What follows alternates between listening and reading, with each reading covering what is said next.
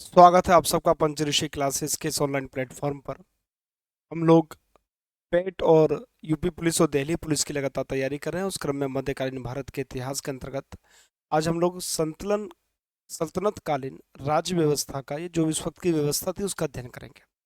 ये सल्तनत काल की अंतिम कक्षा होगी।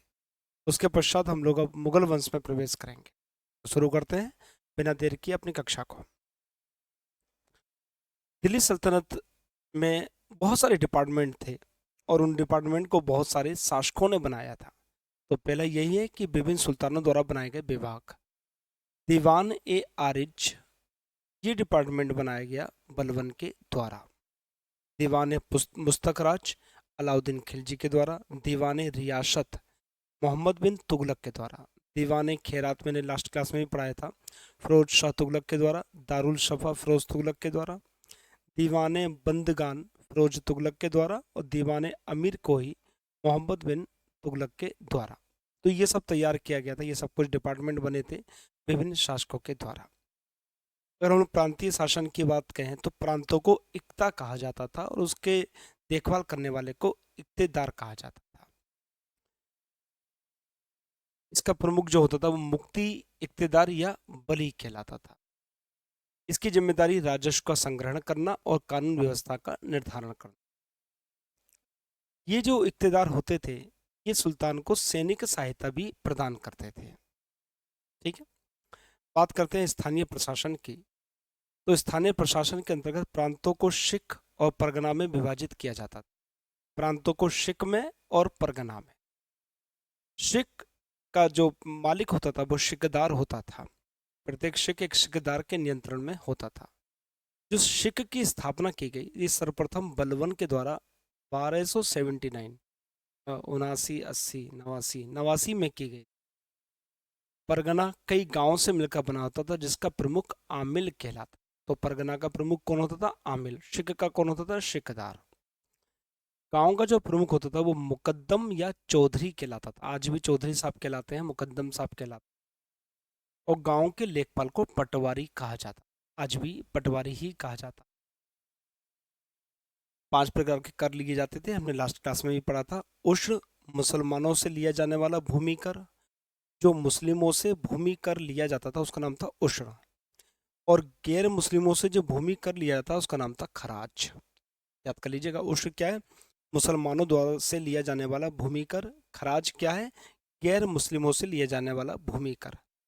जक़ात की बात करें तो मुसलमानों से लिया जाने वाला धार्मिक कर है। और जजिया की बात करें तो गैर मुसलमानों से लिया जाने वाला धार्मिक कर है। खुम्स है लूट से लिया जाने वाला हिस्सा। इनके बारे में हम लोग पिछली क्लास में भी देख चुके थे और दोबारा एक चीज और बार दोबारा देख ले। अगर हम भूमि की श्रेणियों के बारे में बात करें तो भूमियाँ 3 प्रकार की होती थी: एकता भूमि, खालसा भूमि और इनाम भूमि। एकता भूमि होती थी अधिकारियों को उनकी सेवाओं के बदले भुगतान के लिए एकता के रूप में सौंपी गई भूमि। जो अधिकारी उनकी सेवा करता था, राजा महाराजाओं की, तो उनकी सेवा के बदले में उनको जो भूमि दी जाती थी उसको एकता भूमि कहते थे। खालसा भूमि होती थी वह भूमि जो सीधे सुल्तान के प्रत्यक्ष नियंत्रण में होती थी और उस भूमि से जो भी आय प्राप्त होती थी उससे शाही परिवार का जो खर्चा होता था वो होता था। इनाम भूमि धार्मिक नेताओं या धार्मिक संस्थाओं को दान में दी गई भूमि इनाम भूमि कहलाती। नाम से मालूम पड़ा, इनाम में दी गई भूमि। भूमि की पैमाइश को मसाहत कहा जाता। जो भूमि की पैमाइश की जाती है उसको मसाहत कहा जाता। खुद होता था गांव का राजस्व एकत्र करने वाला अधिकारी। खुद किसे कहते थे? गांव से जो राजस्व एकत्रित किया जाता था उसका जो अधिकारी होता था उसको खुद कहा जाता।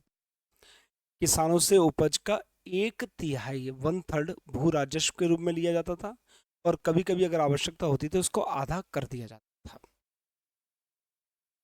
इसी समय चरखे की भी शुरुआत हुई थी।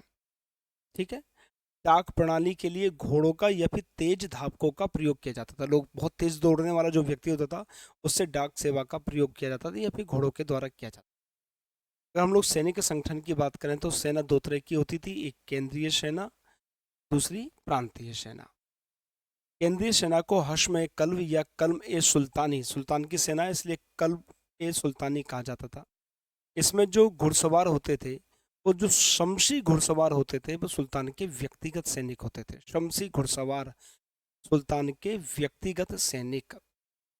और इधर आ जाइए, प्रांतीय सेना को हश्म ए अतरफ कहा जाता था। प्रांतीय सेना को हश्म ए अतरफ कहा जाता था।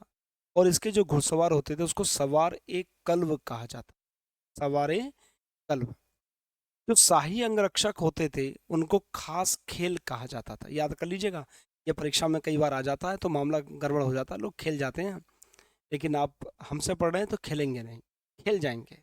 तो शाही अंगरक्षक को खास खेल कहा जाता था। सेना के बेटा 3 भाग होते थे: घुड़सवार सेना, गज सेना और पैदल सेना। घुड़सवार, गजमिस हाथी की सेना, और पैदल सेना। सैनिक भी 2 प्रकार के होते थे, एक स्थायी सैनिक, अस्थायी सैनिक। स्थायी सैनिक को वजहिस या मुर्तब कहा जाता था और अस्थायी सैनिक को गैर वजहिस कहा जाता। याद कर लीजिएगा, ये सब चीजें नोट कर लेना। अगर हम न्याय और दंड व्यवस्था की बात करें तो इस्लामी कानून लागू था। इस्लामी कानून के 4 स्रोत थे: कुरान, मुस्लिम कानूनों का प्रमुख स्रोत; हदीस, इसमें पैगंबर साहब के कथन और उनकी दिनचर्याओं का उल्लेख है। जहाँ कहीं पे भी कन्फ्यूजन होता तो वहाँ हदीस का प्रयोग किया जाता था। पैगंबर साहब के कथनों का वर्णन। इजमा, जिसमें कानून की व्याख्या की जाती थी। और कयाम, तुर्कों द्वारा कानून की व्याख्या को कयाम कहा जाता। अगर हम न्यायालय की बात करें तो सर्वोच्च अपील न्यायालय खुद सुल्तान होता था, सबसे ऊंचा सुल्तान होता था। उससे नीचे सदर ए जहां काजी उल कुजात होते थे, उससे नीचे अदल, और उससे नीचे न्यायाधीश। न्यायाधीश में काजी और मुफ्ती होते थे और इनके पद प्रायः वंशानुगत होते थे, पिता के बाद पुत्र, उससे आगे की। अगर हम सामाजिक जीवन की बात करें तो इस समय सती प्रथा व्यापक रूप से प्रचलित थी। अरब और तुर्क काल में भारत में पर्दा प्रथा प्रारंभ हुई। जो महिलाएं घर से बाहर नहीं निकलना, पर्दा डालकर निकलना, वो पर्दा प्रथा अरब और तुर्क काल के समय ही भारत में प्रचलित हुई, उससे पहले नहीं थी।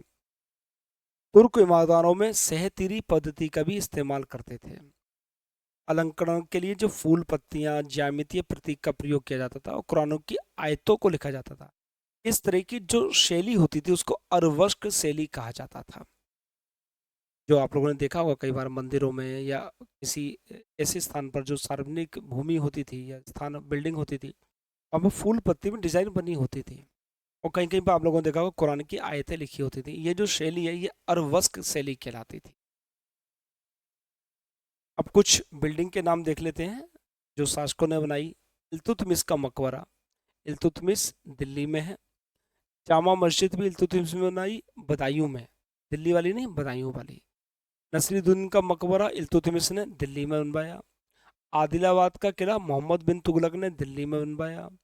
जहांपनाह नगर मोहम्मद बिन तुगलक ने दिल्ली में बनवाया।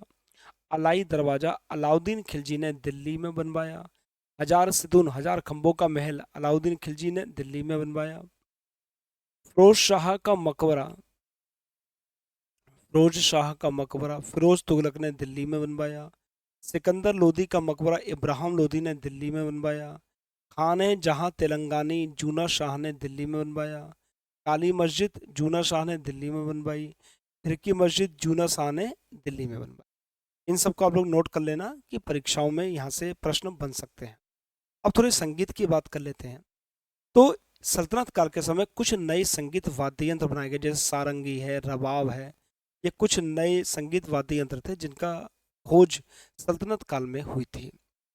अमीर खुसरो ने घोरा और सनम जैसे कई नए राग पेश किए। खुसरो ने घोरा और सनम। इस समय हिंदू और ईरानी संगीत के सम्मिश्रण से एक नई पद्धति निकली जिसका नाम था कव्वाली। आप कव्वाली ने आप लोगों ने सुनी होगी। ये हिंदू और ईरानी संगीत का सम्मिश्रण है। सितार एक वाद्य यंत्र होता है, इसका आविष्कार अमीर खुसरो को जाता है कि अमीर खुसरो ने इसका आविष्कार किया था। यहाँ से एक प्रश्न बन चुका है कि सितार का आविष्कार निम्न में से किसने किया, तो आंसर है अमीर खुसरो ने। फिरोज तुगलक के शासनकाल में भारतीय शास्त्रीय संगीत की पुस्तक राग दर्पण का फारसी में अनुवाद हुआ था। भाई कौन सी पुस्तक है जिसका फारसी में अनुवाद किया गया, तो राग दर्पण का किया गया। ग्वालियर के राजा मानसिंह थे, उन्होंने मन कौतूहल नामक प्रसिद्ध संगीत रचनाओं का संकलन तैयार किया। कुछ पुस्तकें जैसे बर्नी की तारीख ए फिरोज शाही है, मिन्हास सिराज की तबकात ए नासिरी है, जिया उल दीन नक्सवाकी की तूतीनामा है, मालाधर वसु की श्री कृष्ण विजय है, नुसरत शाह की महाभारत जो कि बंगाली भाषा में लिखी। जिया उल दीन नक्सवाई की संस्कृत की कहानियों का फारसी में अनुवाद करने वाले ये पहले व्यक्ति थे। जिया उल दीन नक्सावी पहले व्यक्ति थे जिन्होंने संस्कृत की कहानियों का अनुवाद फारसी भाषा में किया था। तो ये सल्तनत कालीन राज्य व्यवस्था के बारे में एक छोटी सी पहल रही है, और इससे आप लोग अगर पढ़ लेंगे, लिख लेंगे, याद कर लेंगे तो फिर इससे बाहर आने वाला है नहीं। तो याद कर लीजिएगा, पढ़ लीजिएगा, लिख लीजिएगा। परीक्षा ज़्यादा दूर नहीं है, बस हमको तैयारी लगातार करते रहनी है। ठीक है बेटा, तो हम नेक्स्ट क्लास में मिलेंगे अपनी अन्य बिंदु के साथ। तब तक के लिए आप सबका धन्यवाद। Thank you.